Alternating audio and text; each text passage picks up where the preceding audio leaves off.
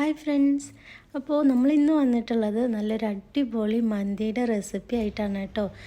എന്താ പറയുക, നല്ല കിഡിലും ടേസ്റ്റാണ്. നമുക്ക് മുട്ട വെച്ചിട്ടാണ് നമ്മളിന്ന് ഈ ഒരു മന്തി പ്രിപ്പയർ ചെയ്തിട്ടുള്ളത്. തീർച്ചയായും മസ്റ്റ് ട്രൈ റെസിപ്പിയാണ്.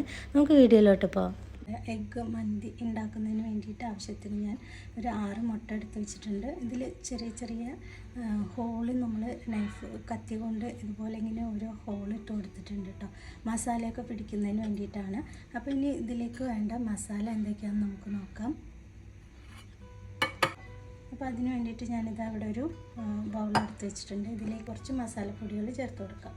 നമ്മളിതാ എരിവുള്ള മുളക് പൊടിയാണ് ചേർക്കുന്നത്. 1 ടീസ്പൂൺ ഞാൻ ചേർക്കുന്നുണ്ട്. ഇനി നമുക്കിതിലേക്ക് 1/2 ടീസ്പൂണ് മഞ്ഞൾപ്പൊടി ചേർത്ത് കൊടുക്കാം. ഒരു 1/2 ടീസ്പൂൺ അളവിന് പെപ്പർ പൗഡർ കൂടെ ചേർത്ത് കൊടുക്കാം കേട്ടോ. ഇനി നമുക്ക് ഇതിലേക്ക് ഗരം മസാലയാണ് ചേർക്കേണ്ടത്. അത് ഞാനൊരു 1/4 ടീസ്പൂണ് ചേർത്ത് കൊടുക്കുന്നുണ്ട്. ഇതിലേക്ക് ആവശ്യത്തിന് ഉപ്പ് ചേർത്ത് കൊടുക്കാം. ഇനി ഇതിലേക്കൊരു ടീസ്പൂണോളം നമ്മൾ ഓയിൽ ചേർത്ത് കൊടുക്കുന്നുണ്ട്. ഇനി ഈ മസാലയൊക്കെ ഒന്ന് മിക്സ് ചെയ്തെടുക്കണം. അപ്പോൾ അതിനാവശ്യത്തിനൊരു അല്പം വെള്ളം കൂടെ നമുക്ക് ചേർത്ത് കൊടുക്കാം. ഒരു കുഴമ്പ് രൂപത്തിൽ ആക്കിയെടുക്കുന്നതിന് വേണ്ടിയിട്ടാണ് നമ്മൾ വെള്ളം കൂടെ ചേർക്കുന്നത്.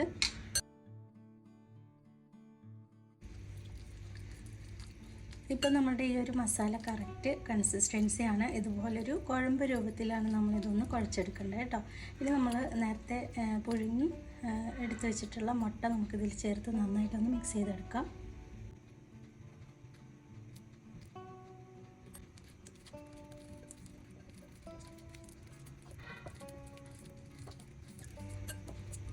ഇപ്പോൾ മുട്ടയിൽ എല്ലായിടത്തും മസാലയൊക്കെ നന്നായി പരണ്ടിട്ടുണ്ട്. ഇനി ഇത് നമുക്ക് മാറ്റിയേക്കാം. നമ്മൾ ഇന്ന് മന്തി ഉണ്ടാക്കുന്നതിന് വേണ്ടിയിട്ട് ബസ്മതി റൈസാണ് എടുത്തിട്ടുള്ളത് കേട്ടോ. സാധാരണ സെല്ല ബസ്മതി റൈസിലാണ് ഉണ്ടാക്കുകയെങ്കിൽ ഞാൻ ഇന്ന് ബസ്മതി റൈസാണ് എടുത്തിട്ടുള്ളത്. 3 കപ്പ് റൈസ് എടുത്തിട്ടുണ്ട്. ഇത് ഞാനൊരു 20 മിനിറ്റായി സോക്ക് ചെയ്യാനായിട്ട് വെച്ചിട്ട് ഇനി ഒരു 10 മിനിറ്റും കൂടെ, അതായത് ഒരു 30 മിനിറ്റ് നമ്മളിതൊന്ന് സോക്ക് ചെയ്യാനായിട്ട് വെച്ചിട്ടുണ്ട്. ഇനിയിപ്പോൾ ഈ ഒരു റൈസ് ഉണ്ടാക്കുന്നത് എങ്ങനെയാണെന്ന് നമുക്ക് നോക്കാം. അതിന് വേണ്ടിയിട്ട് നമ്മളിവിടെ റൈസ് ഉണ്ടാക്കുന്നതിന് വേണ്ടിയിട്ട് നമ്മൾ കുറച്ച് അധികം വെള്ളം ബോയിൽ ആവാനായിട്ട് വെച്ചിട്ടുണ്ട്. അപ്പോൾ ഈ ഒരു വെള്ളത്തിലേക്ക് നമ്മൾ ഒരു 1/2 ടീസ്പൂൺ കുരുമുളക് എടുത്തിട്ടുണ്ട്, മുഴുവനായിട്ടുള്ളതാണ്. പിന്നെ ഒരു ചെറിയ 2-3 കഷ്ണം പട്ട എടുത്തിട്ടുണ്ട്. അതുപോലെ തന്നെ ഒരു 4 ഏലക്കായ എടുത്തിട്ടുണ്ട്. ഒരു 5 ഗ്രാമ്പു എടുത്തിട്ടുണ്ട്. ഇത് നമുക്ക് ഈ ഒരു വെള്ളത്തിലേക്ക് ഇട്ട് കൊടുക്കാം. അപ്പോൾ ഇനി ഈ ഒരു വെള്ളത്തിലേക്ക് നമുക്കൊരു നാരങ്ങയുടെ ഒരു പകുതി ഞാൻ എടുത്തിട്ടുണ്ട്. ഇതിൻ്റെ നീര് കൂടെ നമുക്കിതിലേക്ക് ചേർത്ത് കൊടുക്കാം.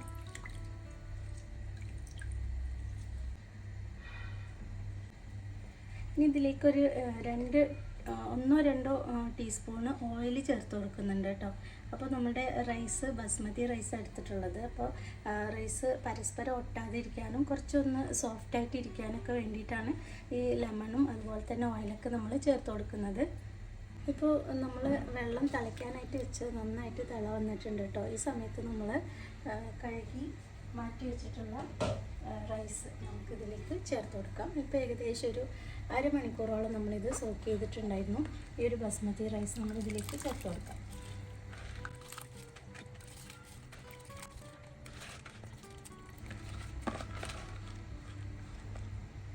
ഇനിയിപ്പോൾ നമുക്ക് ഈ ഒരു റൈസിലേക്ക് ആവശ്യത്തിനുള്ള ഉപ്പ് ചേർത്ത് കൊടുക്കാം.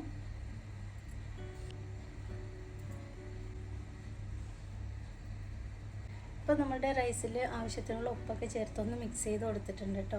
ഇനി ഇതൊന്ന് നന്നായിട്ടൊന്ന് വെന്ത് വരണം. നല്ല പോലെ വേവരുത്, ഒരു ഏകദേശം ഒരു 90% വെന്ത് കിട്ടിയാൽ മതി. ഒരു 3/4 വേവൊന്നും അല്ല കേട്ടോ, കുറച്ചും കൂടെ ഒരു 90% വേവിച്ച് നമുക്ക് എടുക്കാം. പെട്ടെന്ന് തന്നെ വെന്ത് കിട്ടും കേട്ടോ. വളരെ പെട്ടെന്ന് തന്നെ നമുക്ക് ഈ ഒരു റൈസ് റെഡിയായി കിട്ടുന്നതാണ്. ഇപ്പോൾ നമ്മുടെ റൈസ് പാകത്തിന് വെന്ത് വന്നിട്ടുണ്ട്. ഇനി നമുക്ക് ഇതിൽ വെള്ളമൊക്കെ ഒന്ന് കളഞ്ഞ് വാർത്ത് വയ്ക്കാം. അപ്പോൾ നമ്മൾ റൈസ് ഇതാ വെന്ത് പാകത്തിന് വേവ് ആയിട്ടുണ്ട്. അപ്പോൾ നമ്മളിത് വെള്ളമെല്ലാം വാരാനായിട്ട് മാറ്റി വെച്ചിട്ടുണ്ട്. ഈ ഒരു സമയത്ത് നമുക്ക് പെട്ടെന്ന് തന്നെ മസാല റെഡിയാക്കി എടുക്കാം. അതിന് വേണ്ടിയിട്ട് നമ്മളൊരു പാനിലേക്ക് 1/2 കപ്പ് ഓയിൽ ചേർത്ത് കൊടുക്കുന്നുണ്ട്. അപ്പോൾ മന്തിയൊക്കെ ഉണ്ടാക്കുന്ന സമയത്ത് നമ്മൾ വേറെ ഗീ ഒന്നും ചേർക്കാറില്ല, ഓയിൽ മാത്രമേ ചേർക്കാറുള്ളത്. അതുകൊണ്ട് തന്നെ ഓയിൽ കുറച്ച് അധികം തന്നെ ചേർത്ത് കൊടുക്കണം, എങ്കിൽ മാത്രമേ നല്ല ടേസ്റ്റ് ഉണ്ടാവുള്ളൂ കേട്ടോ.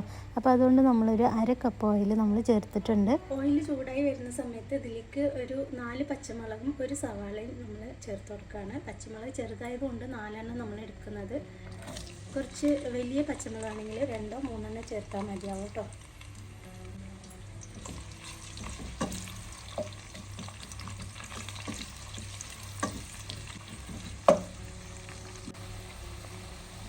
സവാളയും പച്ചമുളകും ചേർത്തതിന് ശേഷം ഒന്ന് ചെറുതായിട്ടൊന്ന് വഴന്ന് വരുമ്പോൾ ഒരു ട്രാൻസ്പെറൻ്റ് ആയി വരുന്ന സമയത്ത് നമ്മൾ ഇതിലേക്ക് കുറച്ച് സ്പൈസസ് ചേർത്ത് കൊടുക്കുന്നുണ്ട്. ഒരു 1/2 ടീസ്പൂൺ ചെറിയ ജീരകം, അതുപോലെ 1 ടീസ്പൂൺ വലിയ ജീരകം, പെരുംജീരകം എന്ന് പറയും, 1/2 ടീസ്പൂൺ കുരുമുളക്, അതുപോലെ 2-3 ചെറിയ കഷ്ണം പട്ട എടുത്തിട്ടുണ്ട്, ഒരു 4 ഏലക്കായ എടുത്തിട്ടുണ്ട്, അതുപോലെ ഒരു 5 ഗ്രാമ്പു കൂടെ എടുത്തിട്ടുണ്ട് കേട്ടോ. ഇത് നമുക്ക് ഇതിലേക്ക് ചേർത്ത് കൊടുക്കാം.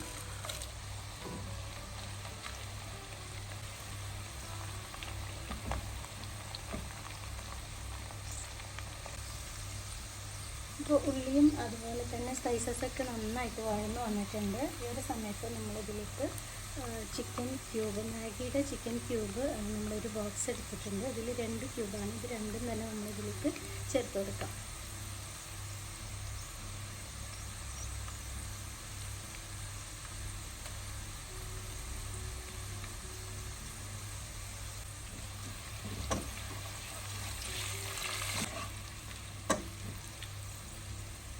സമയത്ത് നമുക്ക് ഇതിലേക്കൊരു 1-2 ഉണങ്ങിയ നാരങ്ങ ചേർത്ത് കൊടുക്കാം കേട്ടോ. പക്ഷേ എൻ്റെ കയ്യിൽ ഉണങ്ങിയ നാരങ്ങ ഇല്ല, അതുകൊണ്ട് തന്നെ ഞാനിവിടെ നേരത്തെ നമ്മൾ റൈസിന് പിഴിഞ്ഞെടുത്ത നാരങ്ങയുടെ ഈ ഒരു തോലുണ്ടല്ലോ, ഇത് ഞാൻ ഇതിലേക്ക് ഇട്ട് കൊടുക്കുകയാണ്.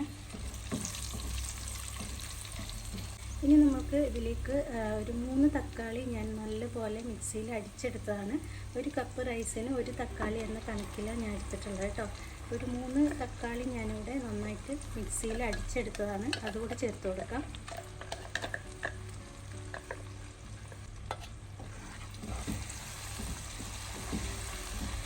അപ്പോൾ ഈ ഒരു തക്കാളിയുടെ ആ ഒരു പച്ചച്ചുവയൊക്കെ ഒന്ന് മാറി വരണം. അപ്പോൾ അതുവരെ ഒന്ന് നമുക്കിതൊന്ന് വഴറ്റിയെടുക്കാം. ഇപ്പോൾ നമ്മുടെ തക്കാളിയൊക്കെ അത്യാവശ്യം നന്നായിട്ട് വഴഞ്ഞു വന്നിട്ടുണ്ട്. നേരത്തെ നമ്മൾ ഇട്ട് വെച്ചിട്ടുള്ള ഈ ഒരു ലെമൺ ഈ ഒരു സമയത്ത് നമ്മൾ മാറ്റിയെടുക്കാം. നമ്മൾ ഉണങ്ങിയ നാരങ്ങ ചേർക്കണമെങ്കിൽ മാറ്റേണ്ട ആവശ്യമില്ല. ഇത് പച്ച നാരങ്ങ ആയതുകൊണ്ട് തന്നെ ഇത് ഒരുപാട് സമയം ഇട്ടിട്ടുണ്ടെങ്കിൽ കശപ്പ് ഉണ്ടാവും, എടുത്ത് മാറ്റുന്നുണ്ട്.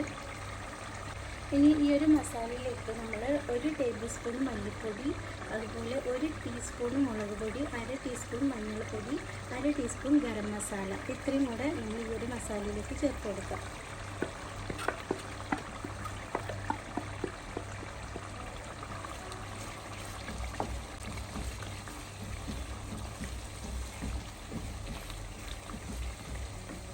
ഇനി നമുക്കിതിലേക്ക് ജിഞ്ചർ ഗാർലിക്കിൻ്റെ 1 ടീസ്പൂൺ പേസ്റ്റ് ചേർത്ത് കൊടുക്കാം.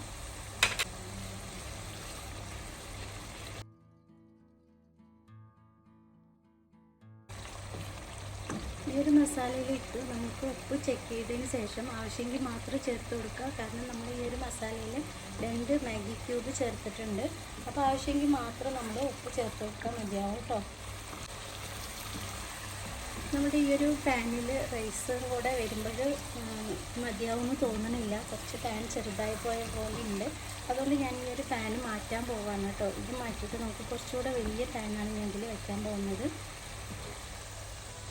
ഈ ഒരു വലിയ പാനിലേക്ക് നമ്മളിത് മാറ്റി കൊടുക്കുകയാണ്.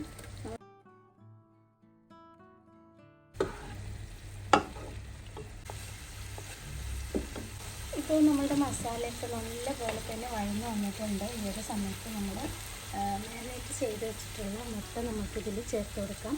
അതോടൊപ്പം തന്നെ ഈ ഒരു മസാല, ബാക്കിയുള്ള മസാലയും കൂടെ നമുക്കിതിലേക്ക് ചേർത്ത് കൊടുക്കാം കേട്ടോ.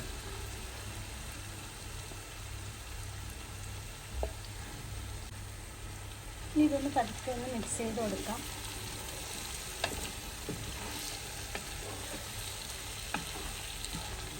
മുട്ട നമുക്ക് സെപ്പറേറ്റ് ഫ്രൈ ഒന്നും ആക്കേണ്ട ആവശ്യമില്ല. നമുക്ക് ഇതിനകത്ത് വെച്ച് തന്നെ നല്ലപോലെ തന്നെ അത്യാവശ്യം നല്ല രീതിയിൽ തന്നെ മൊരിഞ്ഞ് കിട്ടും കേട്ടോ. ഇളക്കി കൊടുക്കുമ്പോൾ പതുക്കെ ഒന്ന് ഇളക്കി കൊടുക്കാനായിട്ട് നോക്കാം, അത്രേ ഉള്ളൂ. നല്ലപോലെ തന്നെ മുട്ട നല്ലപോലെ ഫ്രൈ ആയി കിട്ടും. ഇതൊരു 5 മിനിറ്റോളം നമുക്ക് ചെറിയ തീയിൽ, എന്താ പറയുക, ലോ ഫ്ലെയിമിൽ നമുക്കിതൊന്ന് മസാലയൊക്കെ മുട്ടയിൽ ഒന്നുകൂടി പിടിക്കാൻ വേണ്ടിയിട്ട് നമുക്ക് വെയിറ്റ് ചെയ്യാം.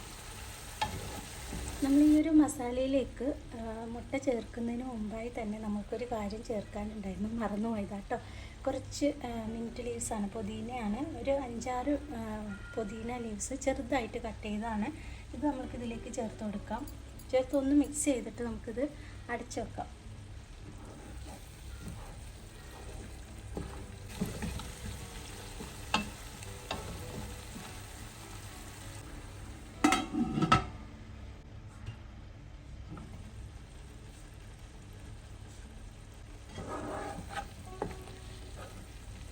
ഇപ്പോൾ മുട്ടയൊക്കെ ഒന്ന് ഇതുപോലെ ചെറുതായിട്ട് നല്ല ഫ്രൈ ആയി വന്നിട്ടുണ്ട് കേട്ടോ.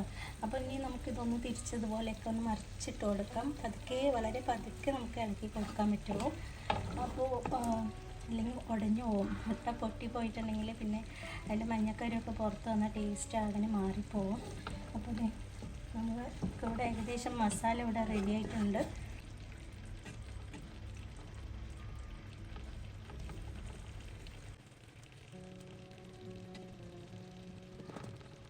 ഇപ്പോൾ നമ്മുടെ എഗ് മന്തിക്കുള്ള മുട്ട മസാല റെഡി ആയിട്ടുണ്ട്. ഇനി നമുക്ക് നമ്മൾ നേരത്തെ വാർത്ത് വെച്ചിട്ടുള്ള റൈസ് നമുക്ക് ഇതിൻ്റെ മുകളിലേക്ക് ഇട്ട് കൊടുക്കാം.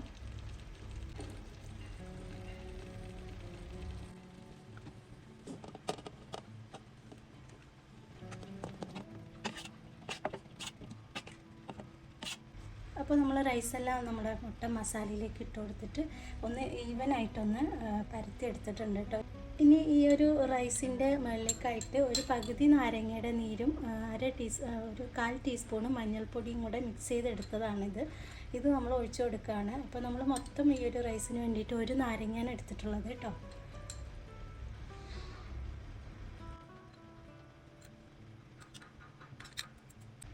ഇപ്പോൾ മഞ്ഞളും നാരങ്ങയും കൂടെ മിക്സ് ചെയ്ത നീര് നമ്മൾ ചേർത്ത് കൊടുത്തിട്ടുണ്ട്. ഇനി ഈ ഒരു റൈസിനൊരു സ്മോക്കി ഫ്ലേവർ കിട്ടുന്നതിന് വേണ്ടിയിട്ട് നമ്മളൊരു കരി കഷ്ണം നമ്മൾ കത്തിച്ച് വെച്ചിട്ടുണ്ട്. ഇതിലേക്ക് ഒരു അല്പം ഓയിൽ ചേർത്ത് കൊടുക്കാം.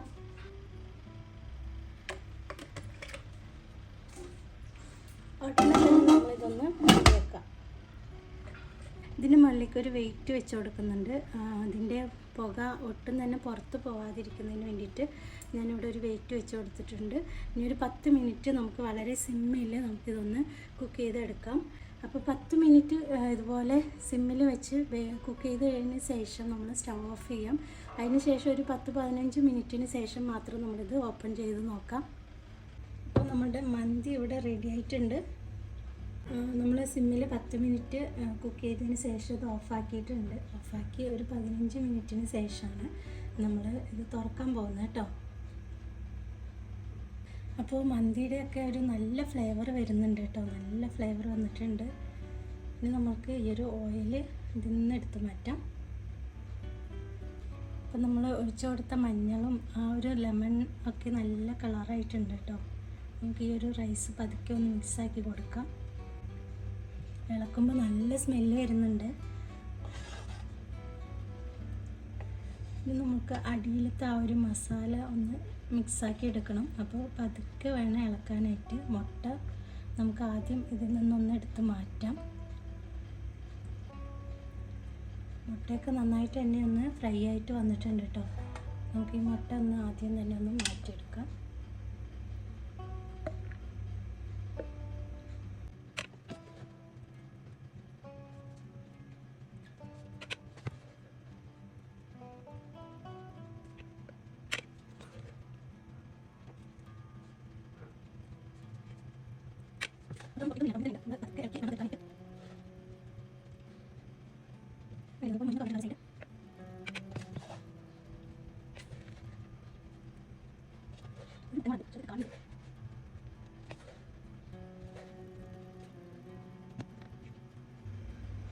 അപ്പോൾ നമ്മൾ റൈസിൽ നിന്ന് മുട്ടയൊക്കെ എടുത്ത് മാറ്റിയിട്ടുണ്ട് കേട്ടോ. ഇനി ഈ റൈസ് നന്നായിട്ട് തന്നെ ഒന്ന് മിക്സ് ചെയ്തെടുക്കാം.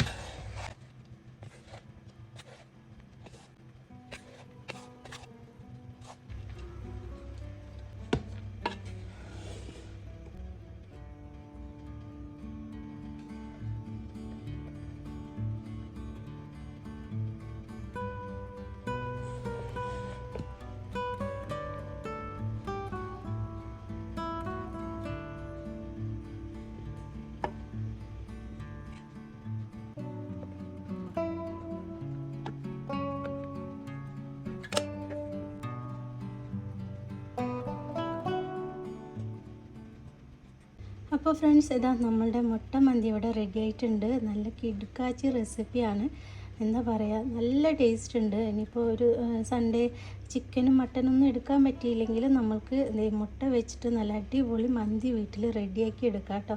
നല്ല ടേസ്റ്റാണ്. കറക്റ്റ് അളവാണ് ഇതിൽ പറഞ്ഞിട്ടുള്ള എല്ലാ ഇൻഗ്രീഡിയൻസും ഈ ഒരു അളവിന് ചേർക്കുകയാണെങ്കിൽ നല്ല അടിപൊളിയായിട്ട് കിട്ടുന്നുണ്ട്. എന്താ പറയുക, ഇതിൽ എരിവും ഉപ്പും പുളിയും ആ ഒരു മസാലയും ഒക്കെ കറക്റ്റായിട്ടുണ്ട് കേട്ടോ. നല്ല ടേസ്റ്റാണ്. തീർച്ചയായും ട്രൈ ചെയ്ത് നോക്കുക.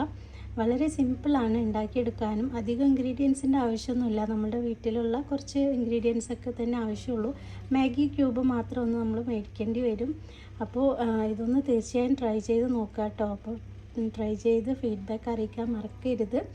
അപ്പോൾ നമ്മുടെ ഇന്നത്തെ റെസിപ്പി ഇഷ്ടമായിട്ടുണ്ടെങ്കിൽ ഒന്ന് ലൈക്ക് ചെയ്യാനും ഷെയർ ചെയ്യാനും ഒന്നും മറക്കരുത് കേട്ടോ. അതോടൊപ്പം തന്നെ നമ്മുടെ ചാനൽ ആദ്യമായിട്ടാണ് കാണുന്നതെങ്കിൽ ഒന്ന് സബ്സ്ക്രൈബ് ചെയ്ത് സപ്പോർട്ട് ചെയ്യാനും കൂടെ മറക്കല്ലേ. അപ്പോൾ എന്താ പറയുക, എല്ലാവരും നല്ല ഹാപ്പി ആയിട്ടും ഹെൽത്തി ആയിട്ടിരിക്കുക. ഇൻഷാ അല്ലാഹ് നമുക്ക് മറ്റൊരു വീഡിയോ ആയിട്ട് വീണ്ടും വരാം. താങ്ക്